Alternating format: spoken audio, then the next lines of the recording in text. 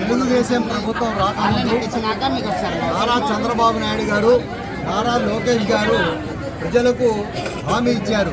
ఏమిటంటే మీ సమస్యలు ఏమైనా ఉంటే మీరు నాయకుల దగ్గర, అధికారుల దగ్గర రానవసరం లేదు, మీ ఇంటి దగ్గరే మీ ఏరియాలోని అధికారులు, నాయకులు వచ్చి మీ సమస్యలను పరిష్కరిస్తారని నారా చంద్రబాబు నాయుడు గారు చెప్పడం జరిగింది.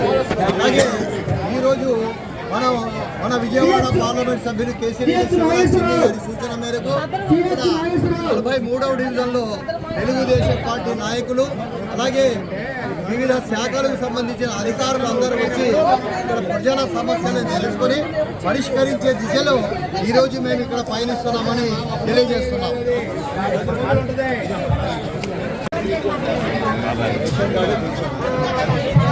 ఇది నిరుద్యోగ వృద్ధి అనేది ఇప్పుడు నారా లోకేష్ గారు వచ్చే సంవత్సరం స్టార్ట్ చేస్తారమ్మా. ఏంటి ఒక అబ్బాయికి.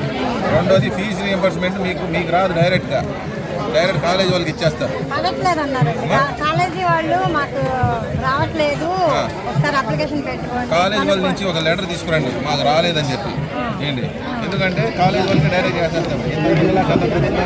ఇచ్చేసి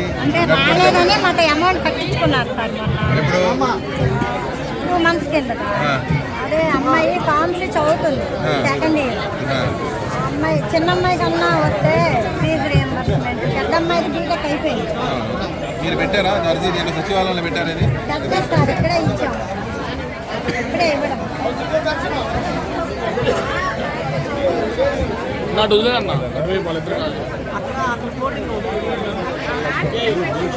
అక్కడ అవ్వలేదు సార్, అక్కడ అవ్వలేదండి.